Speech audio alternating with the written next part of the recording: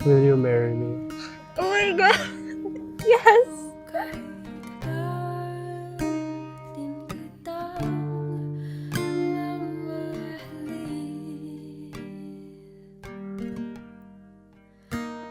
Hindi nananakit ang pag-ibig.